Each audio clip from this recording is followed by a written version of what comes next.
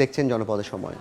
New ইয়র্কে বাংলাদেশের বিপক্ষে টস জিতে ব্যাট করছে দক্ষিণ আফ্রিকা। শেষ খবর পাওয়া পর্যন্ত প্রোটিয়াদের সংগ্রহ 2 উইকেটে 18 রান।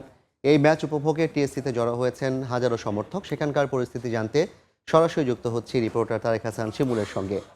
শিমুল, নাসাউ কাউন্টি ইন্টারন্যাশনাল ক্রিকেট স্টেডিয়ামে বাংলাদেশি সমর্থকরা যেভাবে আসলে সমর্থন করছে বাংলাদেশ দলকে, ঠিক একই চিত্র কিন্তু হাজার মাইল দূরে। এখানে কিন্তু বাংলাদেশের টিএসসি প্রাঙ্গণে কিন্তু শত শত দর্শক বাংলাদেশ দলকে সমর্থন দেওয়ার জন্য কিন্তু এখানে উপস্থিত হয়েছে।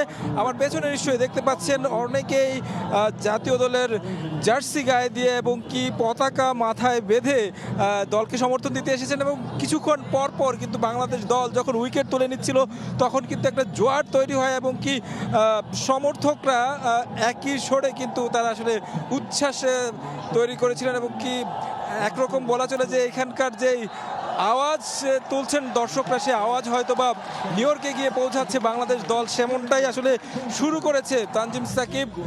আসলে শুরুটা একটু খরুচে হলেও কিন্তু সেটা পুষিয়ে দিয়েছেন প্রথম উইকেট তুলে নিয়ে। এরপরে কিন্তু যিনি কিনা ভয়ঙ্কর হয়ে উঠছিলেন কুইন্টন ডিকক, বরাবরই টি-20 ক্রিকেটে সবসময় প্রতিপক্ষকে আসলে চাপের মধ্যে রাখে, সেই ডিকককে কিন্তু বোল্ড করে তিনি বিদায় করে দিয়েছেন। এবং কি এখানে আসলে আপনারা দেখতে পাচ্ছেন যে দর্শকরা যারা রয়েছে তাদের কাছ থেকে যদি আমি একটু কথা শুনি যে এখন পর্যন্ত 2 উইকেট তুলে নিয়েছে বাংলাদেশ।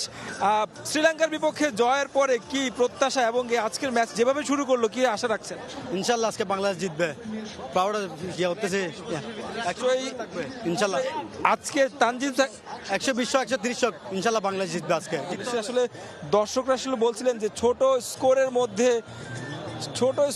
আসলে আটকে রাখার বিষয়টি, কারণ নাসাউয়ের যে উইকেট রয়েছে সেই উইকেটে আমরা দেখেছি যে খুব বড় কোনো স্কোর হয় না। এর আগের ম্যাচগুলোতে সবসময় আসলে লো স্কোরিং ম্যাচ হয়েছে, যে কারণে বাংলাদেশও এবং কি যেমনটা স্টার্ট করেছে সেইভাবে নিশ্চয়ই যদি তারা ধরে রাখতে পারে এবং কি তানজিম সাকিব, তারপর তাসকিনের বোলিং, পাশাপাশি মুস্তাফিজ রয়েছেন, সাকিব রয়েছেন, রিশাদের কথা বলতে হয়, দুর্দান্ত পারফর্ম করেছেন। সব মিলিয়ে যদি তারা আসলে সেই আগের ম্যাচে পারফরমেন্সটা করতে পারে, বোলাররা নিশ্চয়ই একটা ভালো সম্ভাবনা তৈরি হবে বাংলাদেশের জন্য। আমার কাছে এই ছিল সবশেষ খবর। সরাসরি যুক্ত ছিলাম ঢাকা বিশ্ববিদ্যালয়ের টিএসসি প্রাঙ্গণ থেকে। এ পর্যায়ে